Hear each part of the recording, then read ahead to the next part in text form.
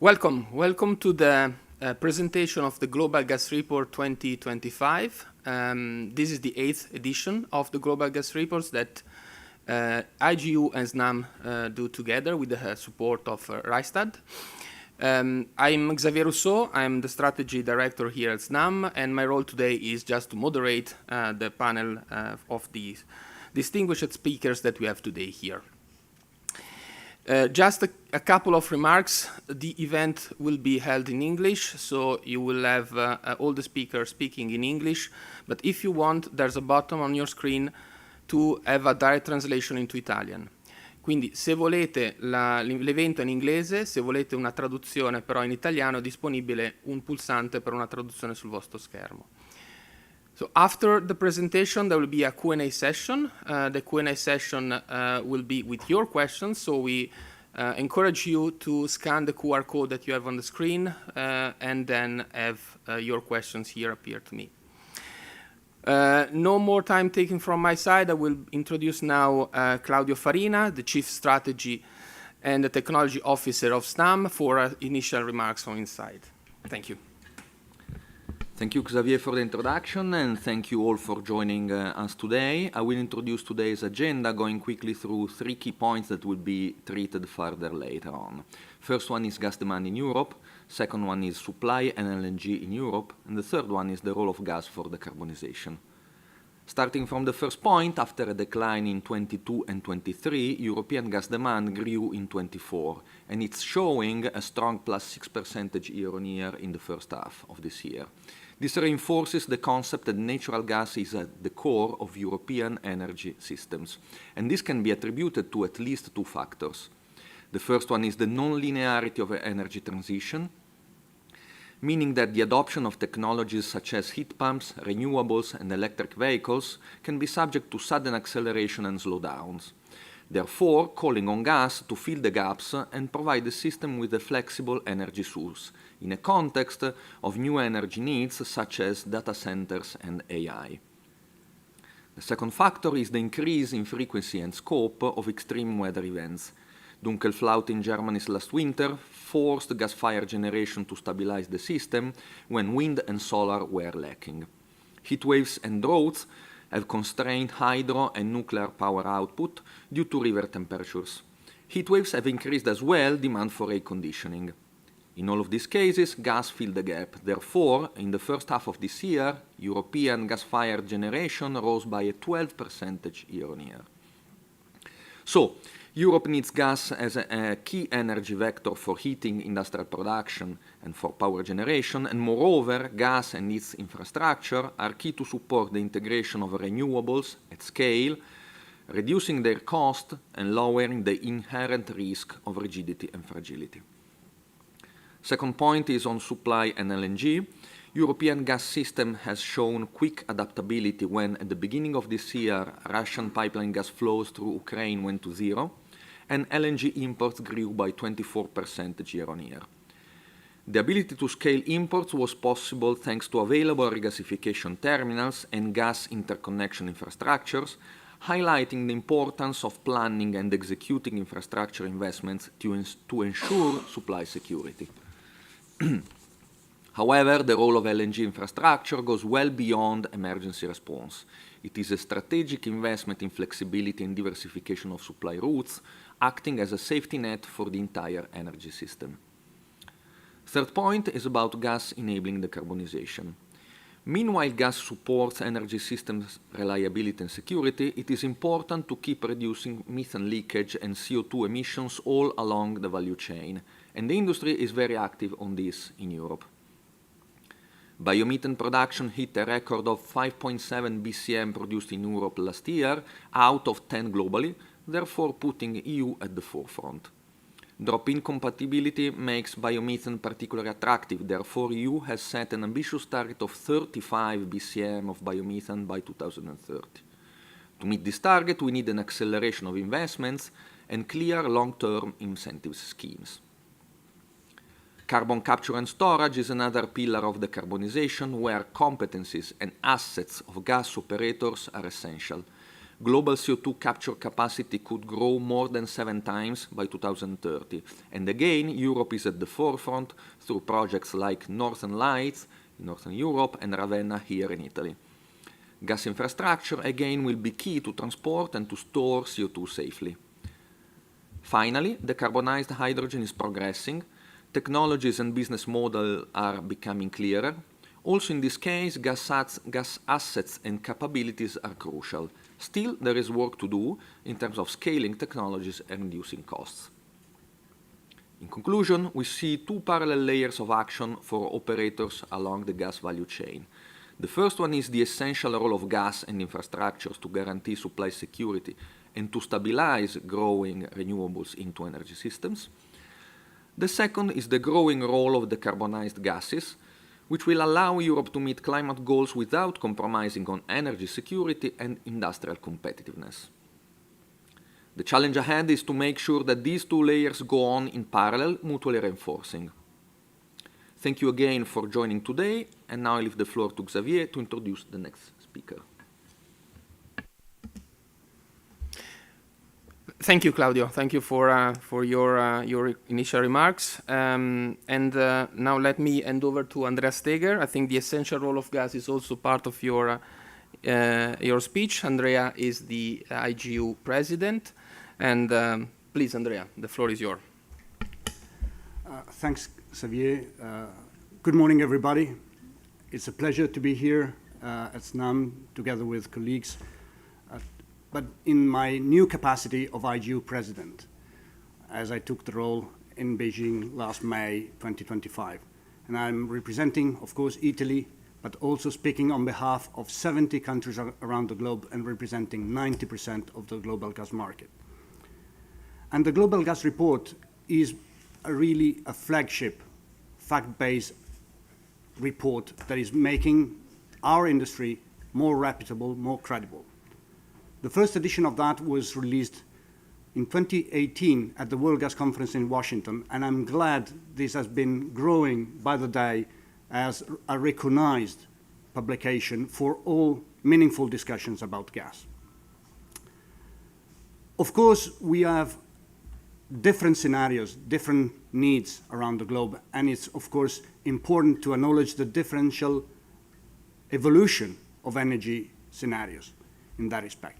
But as Xavier was correctly reminding, we are at the IGU sure and clear about the essential role of gas for human progress and global growth. Because let's recall the fact that energy, as we in some parts of the globe are used to, is not even close to the majority of the population of the globe. And energy demand at large is increasing. And gas has been contributing substantially to that increase together with renewables. And this combination is progressively allowing us to reduce the emissions growth. Emissions are still a very solid matter because coal is still there and growing. We have to be concrete and pragmatic to understand how to make gas a more solid contributor to this energy mix. And of course, let me recall that gas today is representing 1/4 of the global energy needs today. All the scenarios we have converge on the fact that we need to continue and promote investments in all the gas value chain and the innovation to provide increased resilience to both energy demand increase and a more complex geopolitical environment. For sure, what we are seeing is that the LNG development has helped us to create a more global interconnected environment and, of course, making regional markets more diversified. We have to continue like that. Of course, as also Claudio was recalling, innovation is also key in our industry pathway. We have to continue delivering 365 days, 24/7 in a more, let's say, flexible manner, but at the same time we have a solid commitment to innovate with all technological solutions and new molecules. That's where the IGU is really supporting the activities throughout the globe through our committees, benchmarks, reports. And as I said at the beginning, fact-based advocacy is what we are aiming at, and the Global Gas Report is providing us a very solid platform for that. So I'm glad that we are having this opportunity today and, of course, going forward. In that respect, the IGU is committed to have an active, open dialogue and interaction with all policymakers, financial institutions, all relevant stakeholders to discuss how gas can contribute to the energy needs in a flexible, secure, and innovative manner. Gas is indeed, in our view, one of the pillars that we have to rely on for not just our energy present, but our energy future. And I'm very happy that IGU is really standing up for that purpose. Thank you for that, and I'm ready for any next question later on. Thanks, Xavier.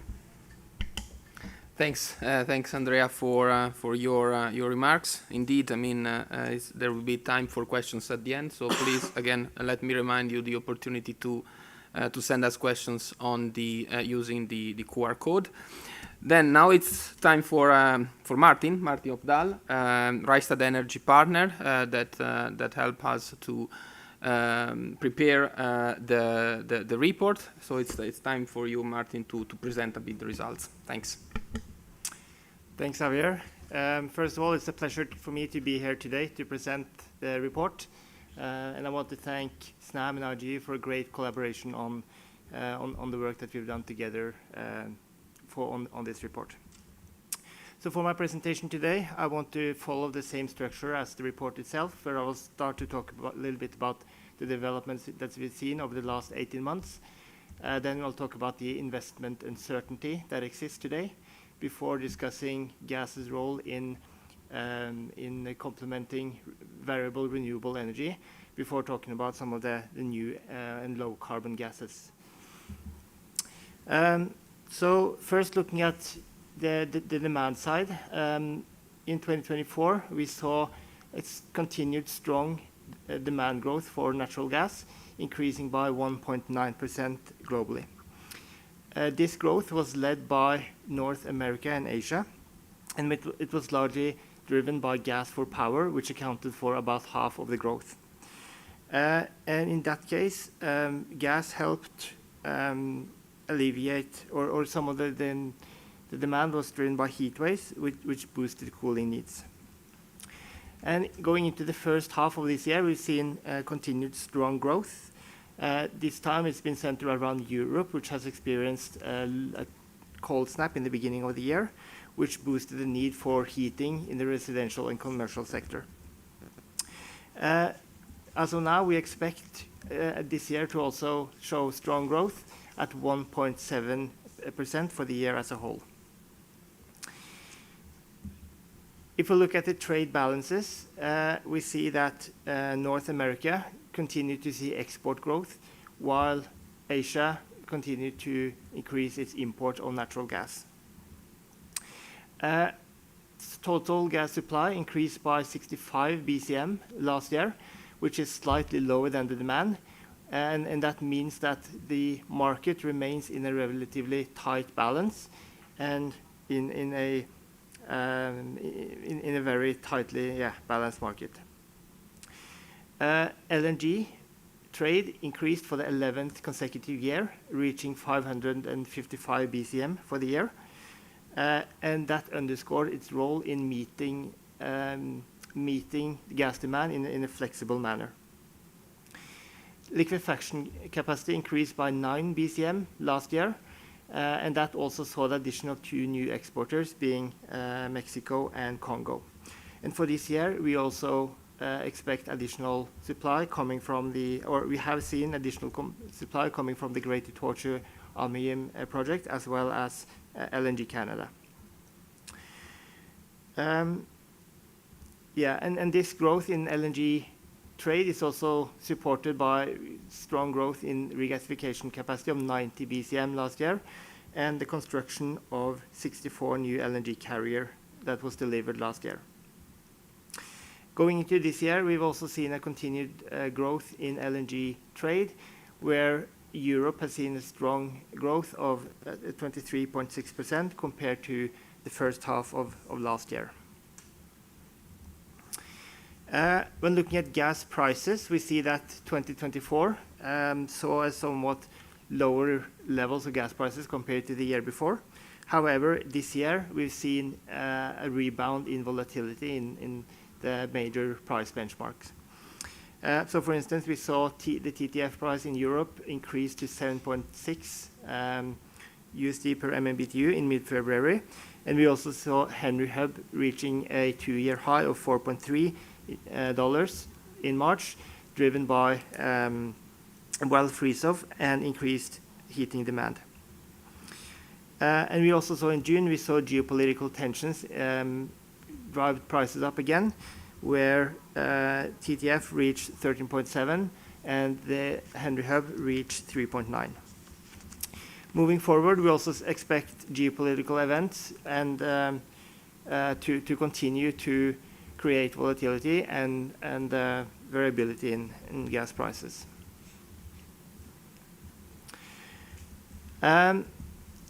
When looking at gas demand going forward, we see that there are many sort of swing factors and uncertainties that could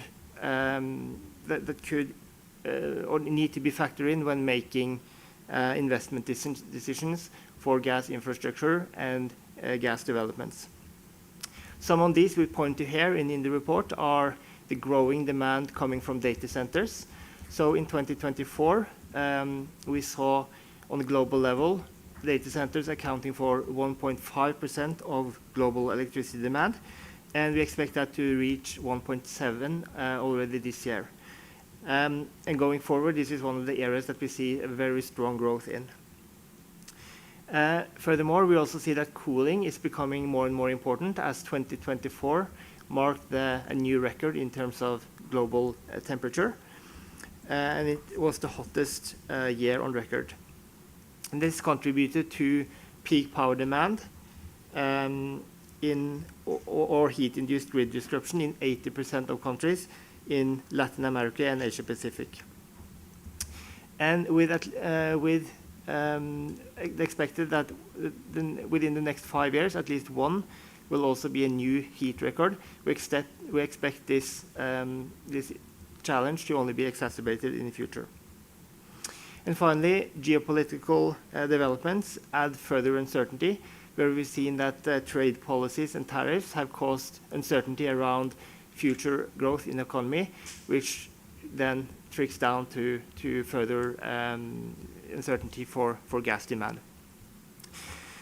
And that brings me to the next point, which is that there is currently a sort of a contrast between what we are seeing in terms of growth in gas demand and what the scenarios that are used for energy planning are based on.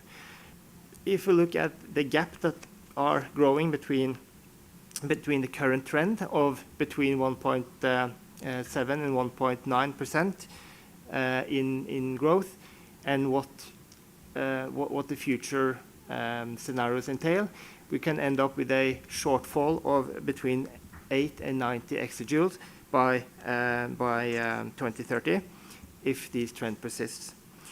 And this is very important to take into account when making investment decisions to ensure that there is energy system readiness and even for the higher demand outcomes that might happen.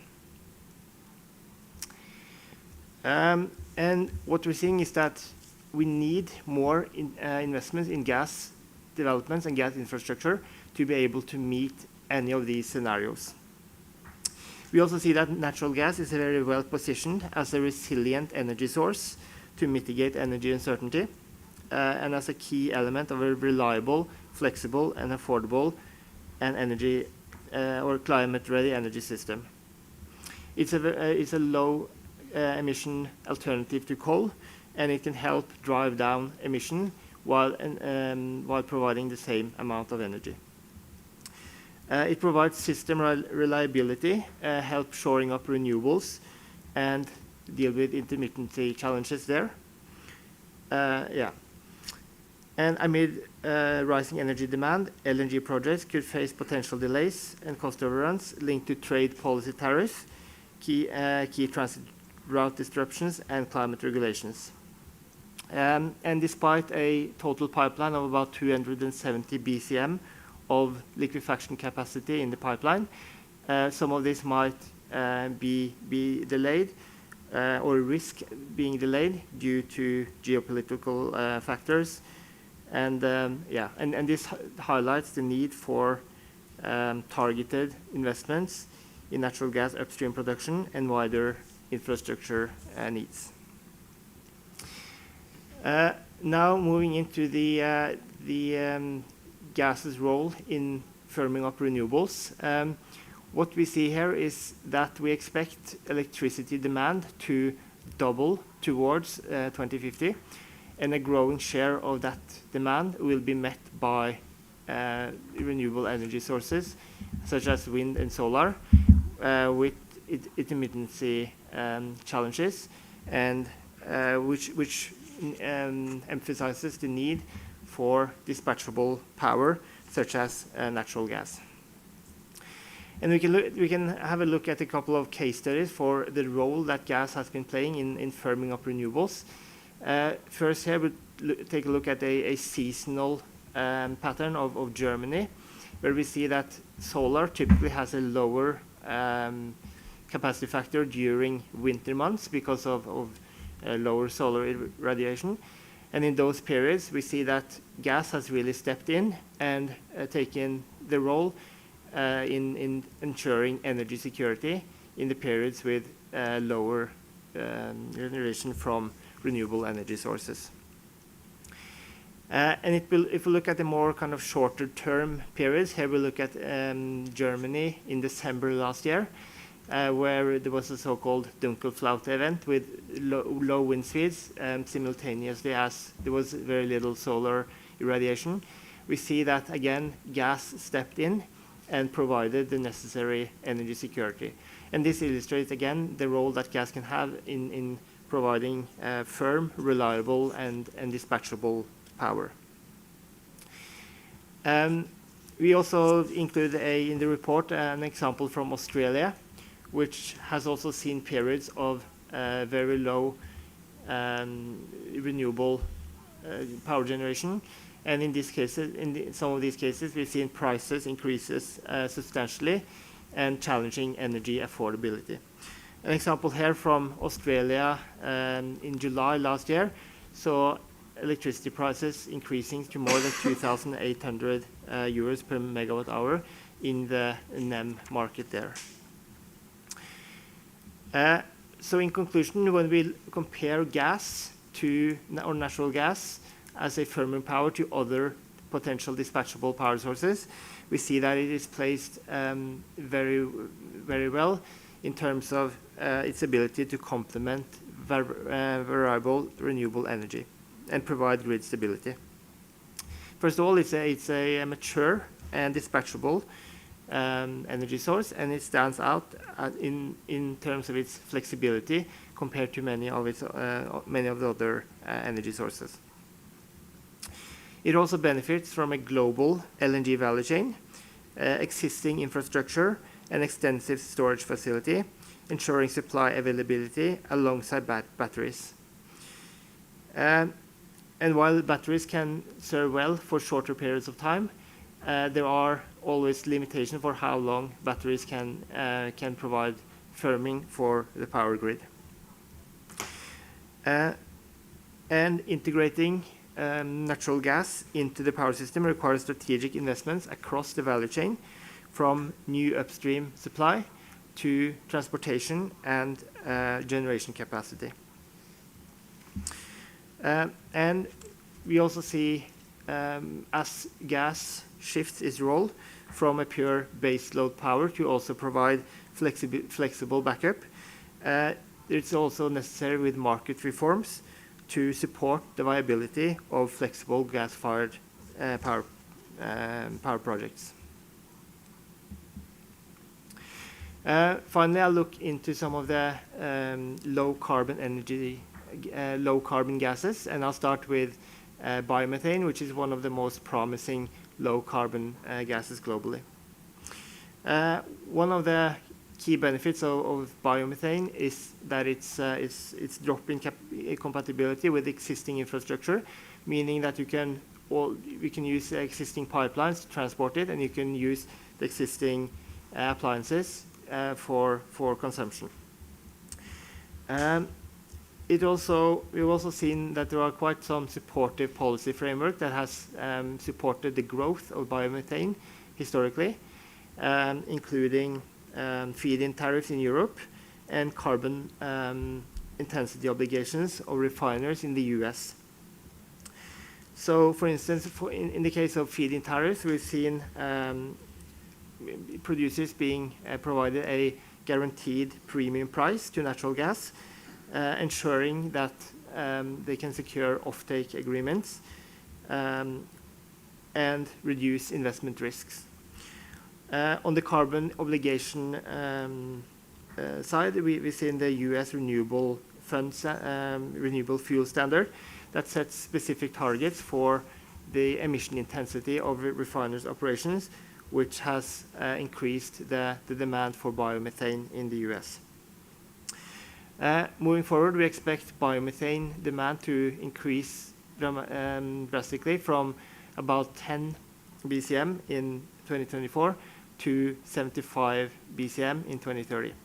And this is driven primarily by the EU, which has set the target of 35 BCM by 2030, as well as China with a target of 20 BCM in the same time frame. Clean hydrogen is another technology that could reduce the emission intensity of gas. Here we've seen a combination of higher than expected cost driven by inflation, and also limited willingness to secure or to sign offtake agreements has somewhat slowed the developments here compared to what we expected a year ago. However, 2024 saw a record number of FIDs globally, reaching 1.5 million tons of new projects being sanctioned last year. In addition, we also saw a threefold increase in post-financial investment decision volumes, reaching 0.8 million tons last year.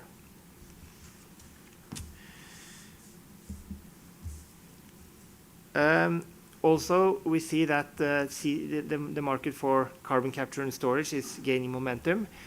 And last year, we saw several projects reaching final investment decision, including Liverpool Bay in the UK, as well as the HyNet cluster and the Blue Point ammonia project, collectively accounting for 11.3 million tons per annum of capturing capacity. If we look forward, we see a very strong pipeline of potential projects that could be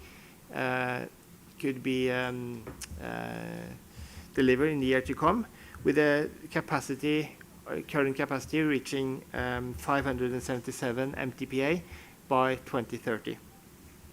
However, more than 80% of that capacity is still in the pre-FID stage and could be subject to delays or cancellations without managing the commercial, technical, and regulatory certainty. So accelerating this project or making sure that it happens requires clearer regulation, faster permitting timelines, and more mature carbon markets.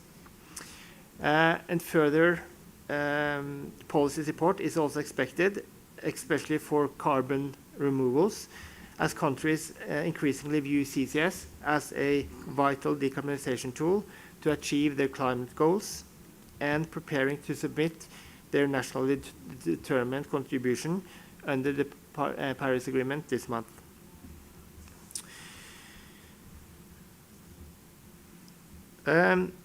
Finally, in order to incentivize the long-term offtake of carbon gases, it is important with further policy support.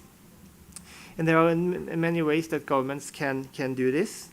One is by boosting market confidence for low carbon gases, by incentivizing and mandating long-term offtake agreements to ensure offtake and revenue certainty. We also believe that these policies and support should be market-based, focus on lifetime emission reduction, and prioritizing no-regret investment, such as repurposing of existing natural gas infrastructure for the transportation of low-carbon gases and the storage of CO2. Several policies have been implemented globally, and the report points to many of these, to directly incentivize or mandate long-term offtake of low-carbon gases. These include blending mandates ensuring sustainable aviation fuel uptake, auctions securing long-term clean hydrogen offtake agreements, book and claim systems expanding biomethane producers' reach to offtakers beyond their immediate geography, contracts for difference for CCS providing revenue certainty, and capital grants incentivizing clean hydrogen offtakes. So that concludes my part of the presentations, but I'm happy to take any questions later on. Thank you very much. Thank you, Martin. And while Martin takes some water to to take also a bit of his time for his after his presentation, let me hand over now to Pier Lorenzo Dell'Orco. Pier Lorenzo Dell'Orco is Proxigas president, so the Italian Gas Association, as well as in free time is also the CEO of Italgas the managing the largest distributor here in Italy. So Pier Lorenzo, please, the floor is yours for your remarks. Thank you very much, Xavier, and thank you for the invitation to join today's seminar and for the opportunity that you give me to comment on this Global Gas Report 2025. Well, first of all, I would like to share some of my thoughts about the findings of this report. Starting from the global context, I think that this report makes one message crystal clear: gas remains essential in today's and tomorrow's energy system. So we could claim that gas is not really the problem, it's part of the solution, because it ensures energy security today, enables decarbonization tomorrow, and it's clear that without gas, the energy transition risks being neither secure nor affordable. I think that the numbers shown in the report, they speak for themselves. Global gas demand rose in 2024 and is projected to increase further in 2025, and this is being driven by power generation, weather events, growing electricity demand, and at the same time renewables are expanding rapidly, but their intermittency requires a reliable backup. And here again, gas can play a stabilizing role because it is the most flexible, scalable, and mature technology available to ensure system stability when the wind doesn't blow and the sun doesn't shine. Well, coming to the Italian perspective, we can remark that Italy's recent experience really reflects indeed the global trends outlined by this report. In just 3 years, our country has turned from a heavy pipeline dependency into a diversified LNG hub. LNG, I can say that has become some sort of insurance policy against volatility and geopolitical shocks. Import of LNG we've seen in Italy is rapidly increasing, enabled, I must say, that by the heavy investments that the Italian gas supply chain has executed in response to the market tensions following the conflict between Russia and Ukraine. And today our regasification capacity has increased a lot, and thanks to the new terminals in Piombino and Ravenna that has been installed in record time and have significantly strengthened Italy's resilience, as well as gas storage, which is another element of resilience. All these show that we are our system is robust and well prepared for winter. But on the other hand, let's not forget that with LNG, we are called to face a new market scenario where Europe and Asia are now playing in the same LNG arena, in the same market arena. We cannot forget about that. Long-term contracts, in our view, are the key element for stability. Security of supply is no longer a regional matter, it is a global matter. What happens in Asia, for example, in terms of demand, weather conditions, or industrial growth, or outage of plants, directly impacts European households and businesses. Looking at the future, one of the key takeaways of this report, in my view, is that decarbonizing gas is possible. Biomethane, we've seen, hydrogen and CCS are not futuristic dreams, but concrete steps that we must scale up. Italy, in particular, we know that has an enormous potential in biomethane, thanks to our agriculture and waste resources, thanks to the biogas plant portfolio that we have. So we have the real possibility of turning this potential into a pillar of the energy transition, creating local value chains and reducing emissions at the same time. But to foster this potential, we need a stable incentive scheme that goes well beyond the deadline set by the National Recovery Plan. Hydrogen is another piece of the puzzle. And I say that besides developing full hydrogen initiatives, which is sound, I think that we all should focus as well on blending hydrogen into the existing gas network and on repurposing the current infrastructure wherever it is technically feasible. This is the best way, in my view, to fully exploit these existing assets and ensure interoperability between the current and the future energy systems. And let's not forget about CCS. I think that with clear rules, incentives, and access to infrastructure, also CCS can become a vital complement to renewables and efficiency. And just as a final remark, what unites all these elements, from LNG to biomethane, from hydrogen to CCS, in my view, is the need for pragmatism. Pragmatism must guide the transition. We need clarity on how much gas Europe will need and for how long. Energy security is built on diversification, flexibility, and realistic pathways, not ideology. This is not a question of choosing between renewables or electricity in general and gas. It is about combining them in the smartest way. We believe in the technological neutrality, and we believe that there is room for any valuable technology in order to enable and facilitate the pathway towards decarbonization to meet the challenging targets that Europe has set upon all the member states. And to do that, we must absolutely move from ideological claims towards fact-based decisions.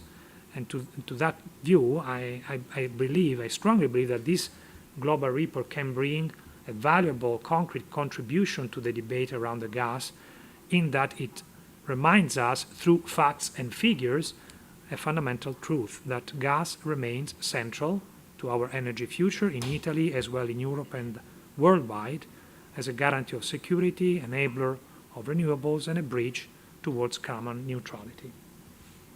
Thank you very much. Thank you, Pier Lorenzo, for your remarks. Well spotted on the report and on the view you have for Italy. So thank you again. So we start now the Q&A session. We received some of the questions via the system.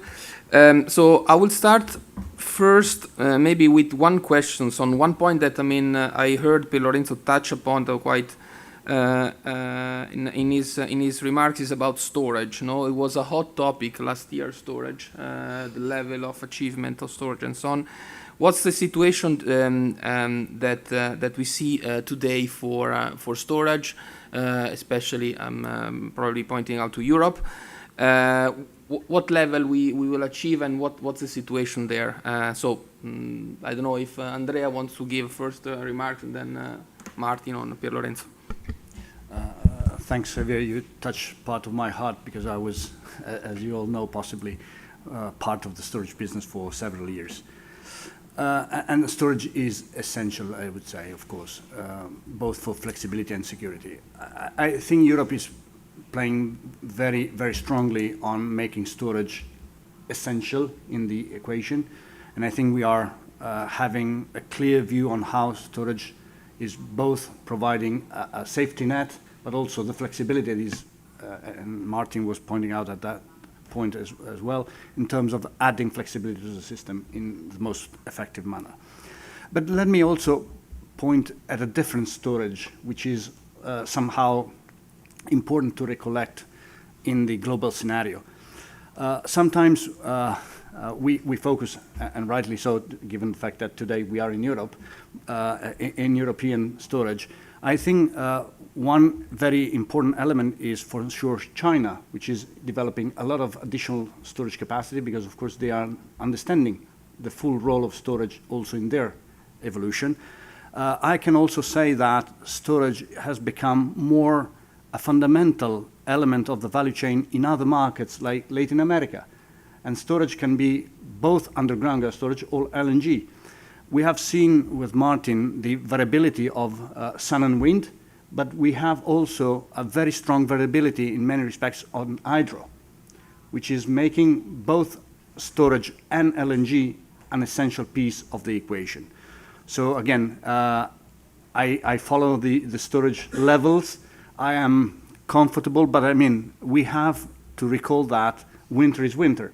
And I recall a couple of years back when I was together with you in a similar context, when somebody said, what's the forecast for next winter? I said, joking, let me see the forecast in Beijing, because that's a matter of fact that China is driving, of course, these kind of evolutions. And also in the previous comments, we were reflecting on the fact that we are a very global market, all interconnected. So again, storage is really providing an additional safety measure for guaranteeing energy every time we need to serve consumers. I don't know if there, I mean, want to add, Martin, Piero Lorenzo, is there anything, I mean, on that?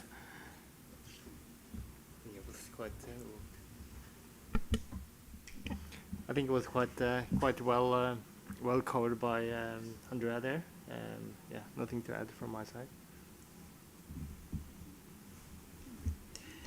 Good. There is, I mean, one question, Martin, maybe is for you, this one, on the CCGT role, shifting from base load to flexibility.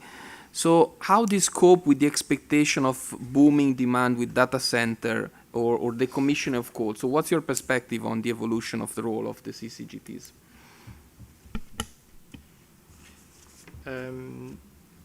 Yeah, I think we've seen that the combined cycle gas turbines will continue to be very important, but there's also between open cycle and combined cycle, there's differences in terms of how quickly they can respond to changes in demand and to ramp up their generation. So yeah, I think both going forward, there will be a shift in the dynamics between open cycle and combined cycle turbines, where you might see more of the open cycle being used going forward. Good. Piero Lorenzo, maybe there's one question that, I mean, maybe you can take, is about the robotics and AI role for see your face, but probably also from your experience on with Italgas is the perspective of AI robotics application on gas infrastructure to preserve and make them safe. So what's your view there and the role? We touched the point about innovation, but I mean maybe you can give some examples there. I'm not particularly expert on robotics for big gas infrastructures. I'm more expert on AI in general applied to infrastructures, wearing my hat of CEO of Italgas Reti more than Proxigas. And I would drive the attention of the attendees more on the potential impacts of AI in general, rather than specific robotic applications, which are there. I mean, while the impacts of AI and especially generative AI is largely not yet explored, and what we are seeing is that the impact will be material.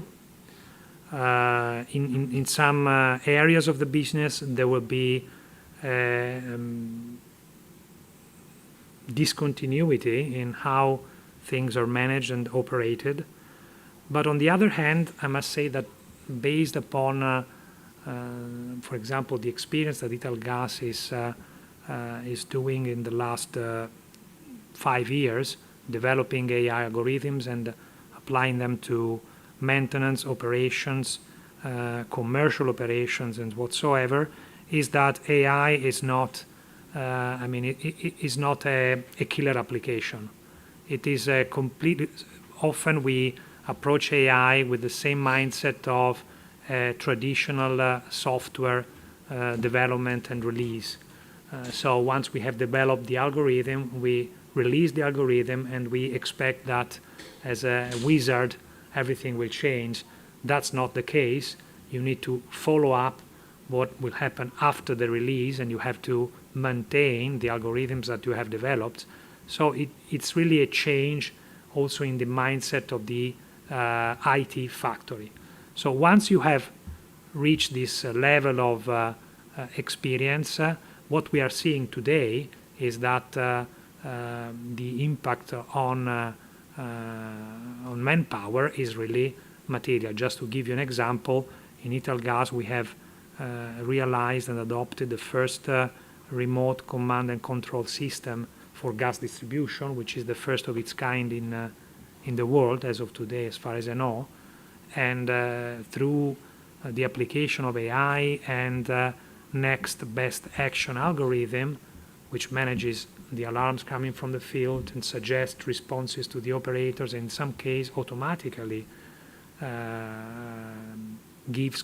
provides command to the field, we have reduced overnight the need of field intervention by 70%, 70%, which means a huge amount of manpower. So we have to take into consideration this impact, and I think that every player in the gas supply chain should address AI very seriously, because it's a game changer.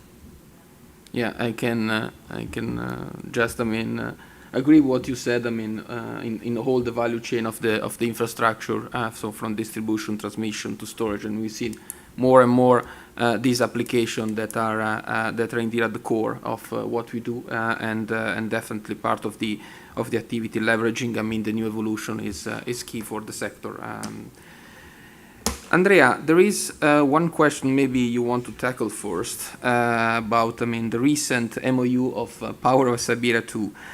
Do you think that these could have an implication of slowdown effect of new LNG capacity, given the possible less than expected Asian demand? So both, new supply to China and a bit of weak demand in China. What's the outlook for the global gas and the LNG? Thanks, Xavier.